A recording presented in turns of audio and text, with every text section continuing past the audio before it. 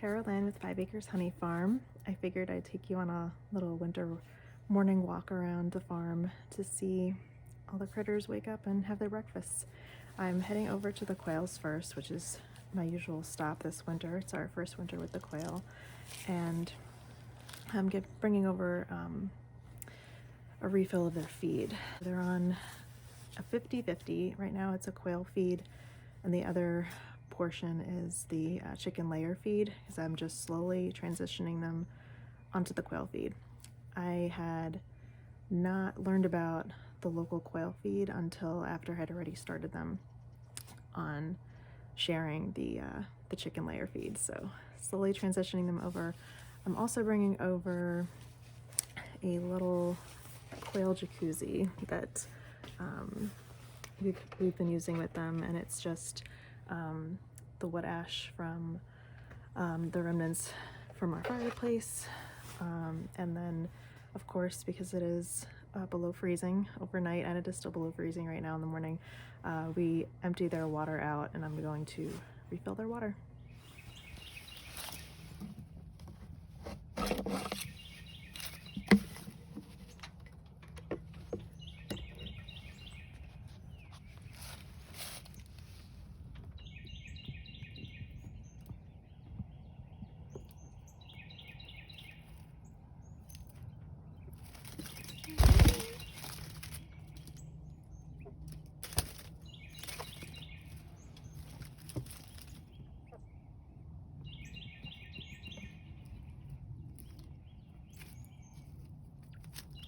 Peanut butter.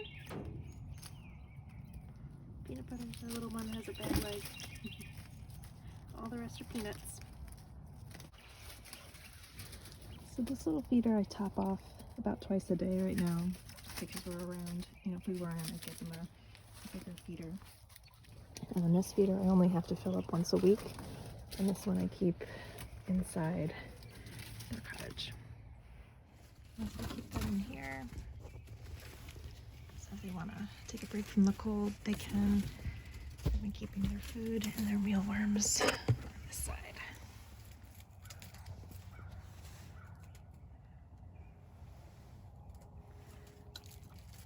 Having their mealworms and their breakfast. And all the leaves in here need to be raked out and replaced soon, and the bedding in their cottage needs to be refreshed too.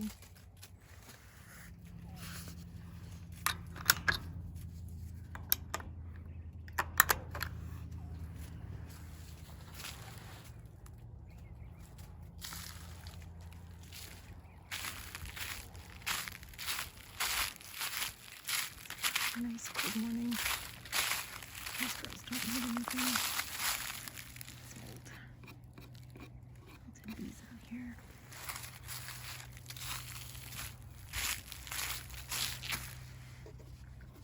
Which is pretty common to see in the winter. I think this one might just be stayed up a little too late. And over here.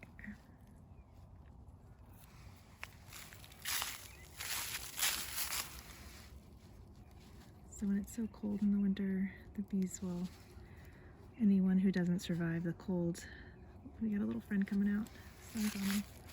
Oh, still too cold. I'm struggling. They might still have some moisture.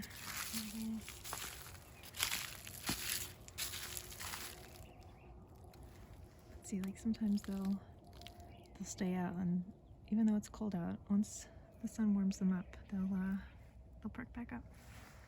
The nice thing is that the sun just came up a little while ago and hits all of the hive entrances, so they can get an early start in their day.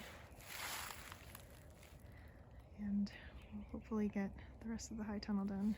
Coming in to get a refill of mealworms for the chickens, and actually move this away. I've been ordering fly grubs, and I get this huge 10-pound bag in a box of them, which has been lasting a while. It's still pretty generously full, and then I just keep a bag out in their feed bin, which I'll show you. And what I like about this product product is that they have fully traceable sources of food for the larva, whereas from what I understand, most of the conventional mealworms are from China and they could be fed all sorts of disgusting stuff. So this is made in America and is fully traceable. So far, no problems with it, and I'll just continue to support them and let the chickens enjoy them. And I've got quail feed, there's scratch grains, and then the chicken feed down here, and then diatomaceous earth. So down here, I mean, it's in our basement. I keep all their feed inside, and then you kind of saw how I have the, in regular bins here, just to prevent any kind of problems with mice and stuff. And you saw how I have it set up with the quail. They have, what they need pretty much out there for like a week or two in that little storage bin. And then I'll show you what the chickens have set up too. Also in the basement are my grow shelves, which I have everything sanitized and just hanging out here. And I'm gonna be starting seeds, I can finally say, next week. Today is Sunday, so I'll be starting them later next week for the first round of the year. Heading over to the chickens now. I'm also bringing them water.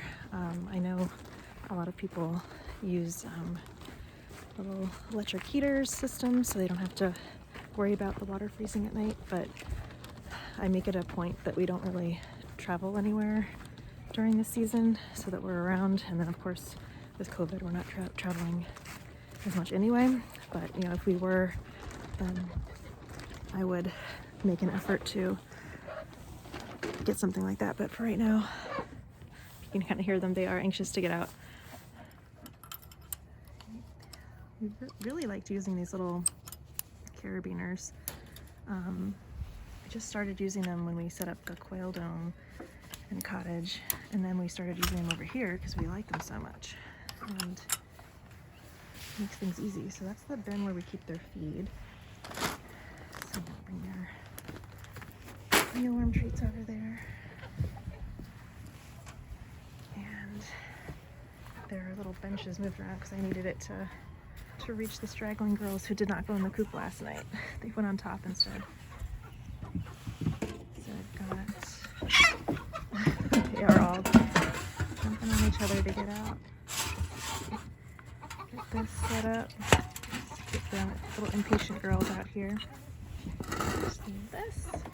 Make sure this is closed before we go in. All right, girls. You ready?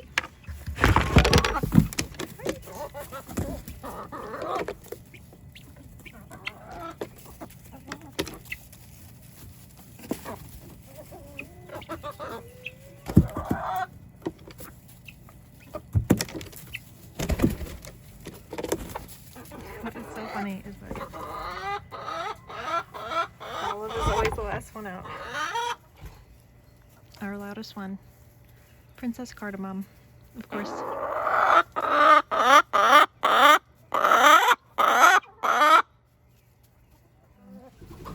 We keep their feet in the bin overnight just to prevent attracting any predators. Breakfast. Yes. And we get their breakfast mealworms. And then we've got their scratch greens are sprinkled out here too. So Red the Guinea Hen likes to chase everyone away from wherever she finds interesting. But I scatter their treats all around, and they have multiple feed sources, so it gives them a chance to get what they need during the day, even though Loretta is very quick. Now it's time to go feed the indoor critters. Ramsey gets homemade bone broth, glucosamine, thyroid medicine, omega-3s, and CBD for his arthritis. You're so cute. Good boy. And some water, baby. Just heat it up with milk. Squishy fluffer.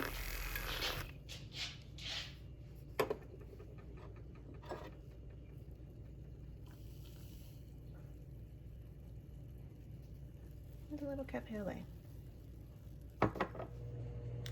So this morning I'm making a sausage scramble, and I'm making quote-unquote 2-ingredient bagels, but I kind of modified the recipe a little bit, but I'll link to the main recipe below and I'll tell you a little bit about what I'm changing.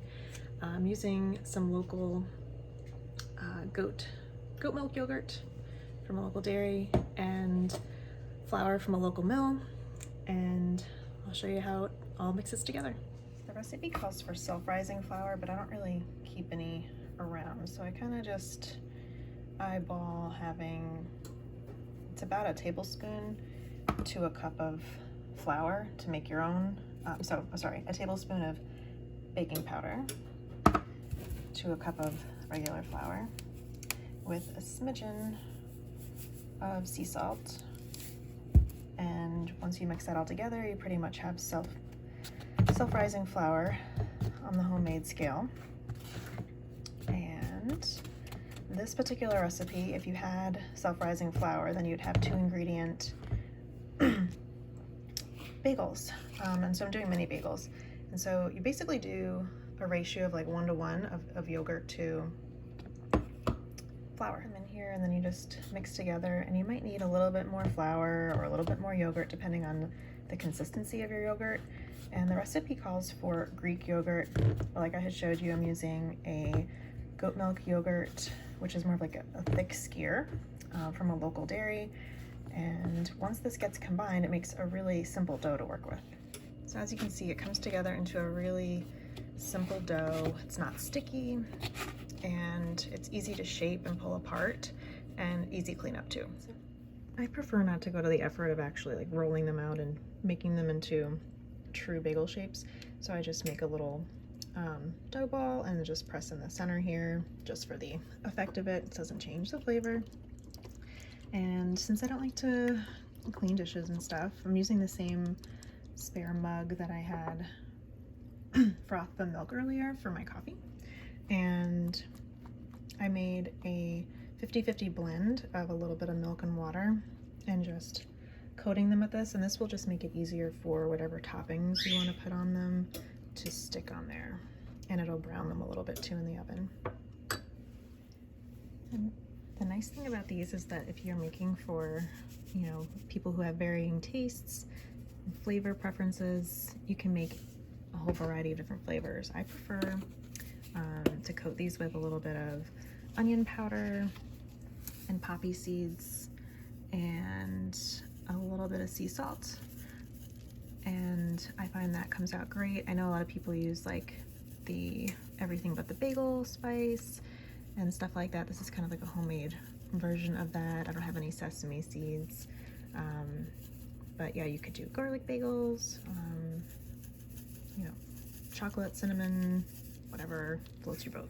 Alright, just getting the salt on them, and then they'll be ready to go in the oven.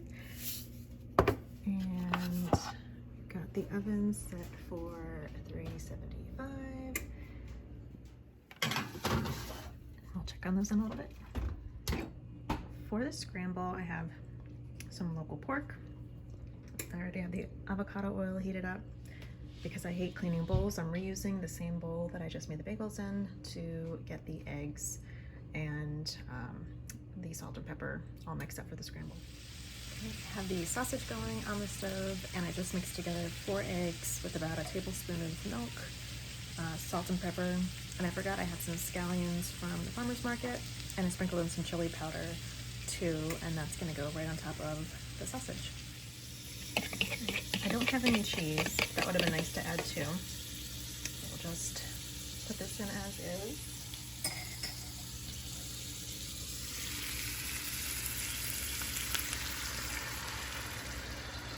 We had 4 eggs yesterday, which was pretty good for a winter day.